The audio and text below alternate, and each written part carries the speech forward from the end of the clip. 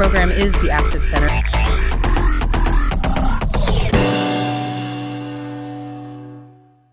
And today, we're going to tackle a super modern phenomenon, but we're going to look at it through a really, really ancient lens. So at the heart of this whole growing online movement, there's a question, right? And it's way more complex than it looks. Are these First Amendment auditors journalists, holding power to account? Or are they just provocateurs hiding behind a camera?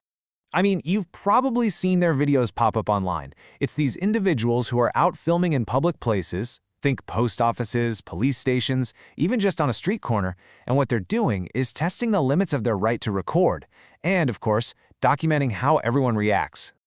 Okay, so here's where it gets really interesting. A fascinating article by David Sepe makes the case that to really get what's going on here, you have to look past the law books. This isn't just a legal fight, it's a philosophical one. And believe it or not, its roots go back thousands of years. And that right there, that's the real heart of the matter. See, legally speaking, these auditors are almost always on solid ground. They know the law.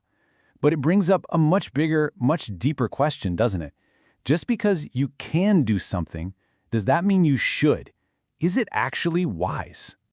So, to really unpack this critique, we've got to take a little trip back in time, way back. We're talking about the bustling marketplaces of ancient Athens. Now, back in Athens, you had these two groups that were just worlds apart in how they thought. On one side, you've got Socrates. His whole thing was using dialogue to get to the truth, to find what's good and virtuous. And on the other side, you had the Sophists. These guys were brilliant speakers, masters of rhetoric. They could win any argument, but not for the sake of truth. Nope, they did it for money and for status. So, get this. The article argues that this ancient philosophical feud, it's basically playing out all over again right now in our digital public squares. The idea is that the First Amendment auditor, with that laser focus on winning the legal argument at all costs, is basically the modern-day version of the sophist. And the foundation for this whole argument is actually hidden in plain sight, right in the words themselves. So, let's start with the Greek word sophos. It means wise or clever. All right, and here's its opposite. Moros. This means fool or dull. Now remember those two words, sophos and moros, because what happens when you put them together is the whole key to this. You ready for this? When you smash sophos and moros together, you get a word you already know, sophomore.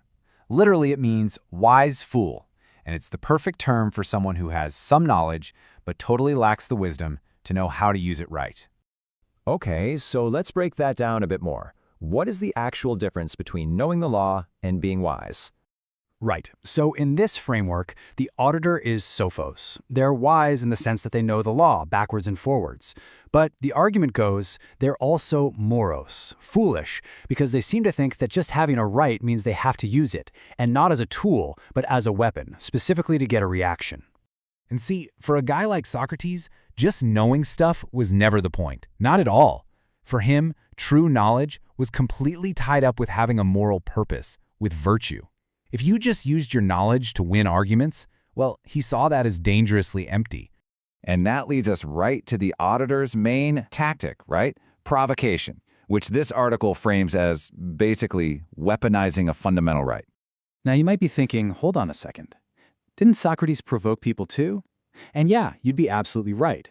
He famously called himself a gadfly, sent by the gods to sting the great horse of Athens to wake it up. But, and this is a huge but, the target and the reason for the sting make all the difference. Socrates was stinging the powerful, the state itself, to try and get to a higher truth. The article argues that the auditor, on the other hand, is often stinging regular people. You know, parents at a park, someone just walking to their car, not to find some truth, but just to get a rise out of them for the camera. And you'll notice their script often sounds very calm, very legalistic. I'm just a journalist. I'm exercising my rights. But the argument here is that this calm routine isn't actually meant to calm things down. It's a performance. It's a tactic designed to get under someone's skin and escalate the whole situation until they finally snap. And that leads to this really powerful challenge to their whole method. I mean, think about it. If your idea of freedom depends on you deliberately making your neighbor angry or upset, what kind of freedom is that really? All right, so let's bring this all together. Let's look at the final verdict on all this, at least from this classical Socratic point of view. So what's the final judgment on this wise fool? Well, it's that, yeah, they might win the legal fight on the sidewalk, they get their video, but in doing so, they lose a much bigger, much more important philosophical argument. Socrates' star student, Plato, actually had a word for this. He said that knowledge, when it's not guided by a sense of justice, is nothing more than cunning. It's being clever, sure, but it's a cleverness that's completely hollow, totally empty of any real virtue. You know, by being so focused on the letter of the law, on getting that win in the encounter, the auditor successfully records the physical space, but they totally miss the human reality of it, the actual community that makes that place worth caring about in the first place. It's a classic hollow victory. And that really brings us to the final, crucial point from the article. The law can tell you you have the right to be a gadfly, but it can't give you the wisdom to know when you've just become a pest. That line isn't in any law book. It's something that requires human judgment and, well, wisdom. So that leaves us with this final big question. And it goes way beyond just this one debate. The law can make you a gadfly, but can it make you wise? We all have rights, but it's how we choose to use them or not use them that really defines the kind of community we're all trying to build together.